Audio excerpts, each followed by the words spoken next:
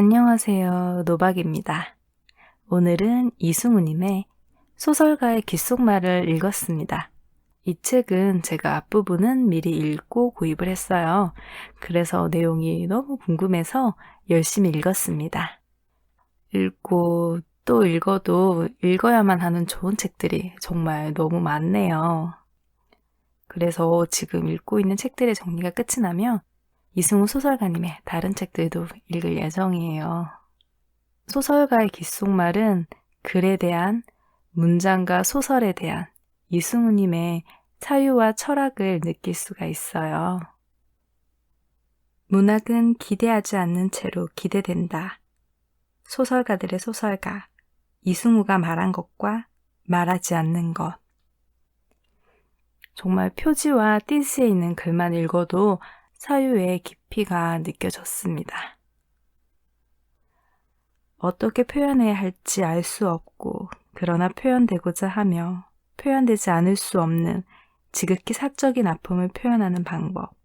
나에게 소설은 그러하다. 글쓰기의 기원에 도사리고 있는 것은 아프다이다. 이 아픔은 지극히 사적인 영역에 속해 있어서 이해할 수도 없고 이해받을 수도 없다. 아픔을 겪고 있는 사람의 아픔을 이해하고 표현하려면 똑같이 아픔을 경험해야 하는데 그런 일은 불가능하다. 아픔은 고유하고 유일하기 때문이다. 그런데 아픔은 표현할 수 없는데도 표현되고자 한다. 아니, 어떤 식으로든 표현될 수밖에 없다. 표현될 수 없는 아픔을 표현하려는 욕구가 무조건적, 무의지적으로 만들어낸 표현. 그것이 손을 뻗는 동작이고, 그리고 어떤 사람에게는, 그러니까 나 같은 사람에게는 소설을 쓰는 것이다. 나에게는 소설 쓰기가 어떻게 표현해야 할지 알 수 없는, 그러나 표현되고자 하고 표현되지 않을 수 없는 지극히 사적인 아픔을 표현하는 방법이었다. 손을 내미는 동작이었다. 그에게 속한 세계에 대해 쓰는 것이 곧 그 자신에 대해 쓰는 것이고, 그 자신에 대해 쓰는 것이 곧 그가 속한 세계에 대해 쓰는 것이다.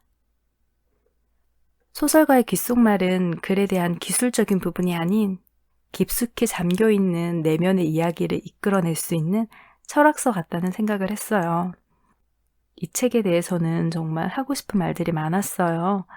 글과 문장에 대한 내용도 좋았고, 고향과 자화상에 대한 이승우님의 생각도 좋았어요. 그 중에서도 저한테는 소설 이전에 인간에 대한 이해, 나 자신에 대한 이해가 중요하다는 점을 강조한 글들이 매력이 있었습니다. 특히 사람의 내부를 집안의 물건들에 비유한 부분이 가장 좋았어요. 집안에는 여러 물건들이 있어요. 언제 샀는지도 모르는 것, 용도를 알 수 없는 것, 더 이상 필요하지 않게 된 것 같은 그런 물건들이 있어요. 제 방에도 많아요. 지금 필요하지도 않고 앞으로도 쓸 것 같지는 않지만 그래도 버리기는 아까운 쓰다만 연습장. 선물을 받아서 아껴서 쓰다 보니 아직 많이 남아 있지만 개봉된 지는 좀 오래돼서 난감한 화장품들, 버벅거려서 사용할 수 없는 무선 마우스? 그런 물건들이 한가득이에요. 그리고 그런 물건들은 평소에는 있는지도 잘 모르고 살고 있어요. 이처럼 사람의 내면에도 우리가 의식하지 못하는 사이에 들어와 자리를 잡고 있는 생각과 사람들이 있다고 이승우님은 말해요. 우리가 원해서 받아들인 것만이 있는 것이 아니고 어쩌다 보니 내 내부에 들어온 생각, 그리고 사람이 있다고 합니다. 나는 타인들로 이루어져 있다. 내가 나를 이해하기 어려운 것은 나를 이루고 있는 타인들을 이해하기 어렵기 때문이다. 저는 이 문장이 특히 좋았습니다. 사람의 내면은 참 다채로운 면이 있어요.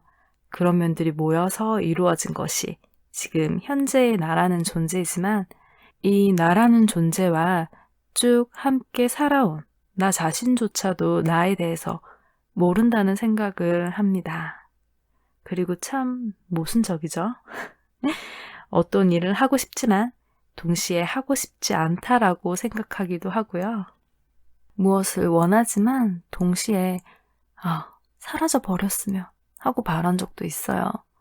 저 역시 그런 사람이지만 그런 나에 대한 모습을 이렇게 글로 만나니 참 많은 생각이 들더라고요. 저는 이 문단 하나 가지고도 하루 종일 일주일 내내 생각을 해도 시간이 모자랄 것 같다는 생각을 했습니다. 그리고 그런 사람을 중심으로 쓰는 것이 소설이잖아요. 보통 상업적 소설은 사건 위주의 진행이 되고 문학은 사람, 인물 위주로 진행이 된다고 해요. 그런데 요즘은 상업적인 작품이나 문학적인 작품에 상관없이 인물이 매력적이지 않으면 흥미를 끌 수가 없는 것 같아요. 최근에 사이코지만 괜찮아, 동백꽃 필무렵, 스토브리그 같은 드라마를 보면 알잖아요. 드라마의 사건도 중요하지만 더 사람들이 좋아하는 것은 그 속의 인물이잖아요. 인물이 가진 고민, 상처, 고난을 이겨내는 과정 같은 저는 이 책을 읽고 그런 생각을 했습니다. 사람들에게 사랑받는 허구의 인물은 우리가 허구라고 느낄 수 없을 만큼 우리와 같아야 하는구나. 나와 같이 나처럼 살아온 인생이 있고 인생에 대한 고민, 삶에 대한 목표, 주변 사람들의 관계가 있구나.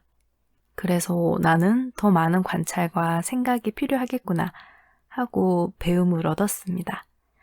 단순히 글을 쓰기 위해서가 아니라 이 책을 통해서 사람에 대한, 나 자신에 대한 이해를 높일 수 있는 그런 기회였어요. 노박이었습니다. 감사합니다.